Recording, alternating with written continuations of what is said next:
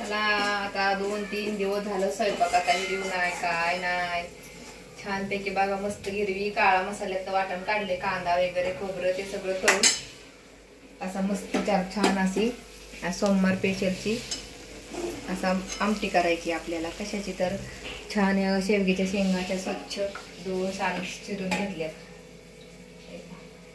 आणि मस्त अशी आमटी करायची. आता शेवग्याची आमटी तर खूप रेसिपी टाकलेली पाठी म्हणून शेवग्याची आमटी कशी करायची, तरी सुद्धा आता त्या डाळ बीळ काही टाकायचं नाही. फक्त मसाला, शेंगदाणे, खोबरं, लसूण, आलं, कोथिंबीर, कांदा तळून सगळं भाजून घेऊन असं छान असं परतून शेजारपुरतं टाकायचं आणि मस्त अशी भाकरी सोबत अशी छान शेवग्याची आमटी करायची. कोण कोण वरणामध्ये शेवगा टाकतं, डाळी सांबरमध्येच फक्त वापरतं, तर अशी भाजी पण करतात शेवग्याच्या शेंगाची. तर खूप छान गावाकडे अशी पद्धती शेवग्याची शेंगाची भाजी. कोण कोण मुगाची पण डाळ टाकतं आवडीनुसार, पण आम्ही फक्त हा काळा मसाला वाटून असे शेवगा फ्राय आणि वाटण आपला घरचा मसाला. कुठल्याला बाकीचा मसाला आम्ही टाकतच नाही, कारण आपल्या घरच्या मसाल्याचं सगळं गरम मसाला असते, तर त्याच्यामुळं दुसरं मसाला टाकायची काही गरज नाही. तर शेवग्याच्या शेंगा अशा ताज्या ताज्या एकदम फ्रेश लगेच शिजल्या जातात. गावरान शेवग्या शेंगा आणि शेवग्याचा शेंगा हा खूप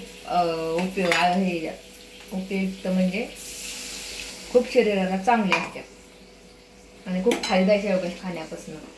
उन्हाळ्यामध्ये आता सीजन चालू असतो शेवगा शेंगा. गवारीपेक्षा शेवगा शेंगा चांगले असतात. गवार जास्त हे असते, वातावरण असते, त्याच्यामुळे जास्त गवार खाणं हे असतं. बाजारामध्ये जास्त शेवगा, पालक, पालेभाज्या यायला लागल्यात. मस्त शिजायला पाणी टाकले बघा आता आणि शिजून आटून मस्त अशी आमटी तयार होईल त्याची, अशी झणझणीत घरच्या मसाल्यातली.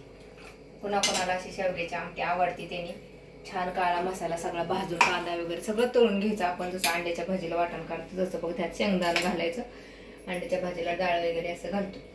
अशी तयार झालेली आहे आपली मस्त शेवग्याची आमटी. शिजले की हे व्यवस्थित हे फुटले की झाली शिजली म्हणायचं, आपण थोडी कमी होईल अशी रबरबीत शेवग्याची आमटी कशी वाटली नक्की कमेंटमध्ये सांगा. आणि केक पण कसे बनवले होते, कोणी कोणी बघितले केकचे व्हिडिओ तेही कमेंटमध्ये सांगा. असं भेटूया उद्याच्या व्हिडिओमध्ये.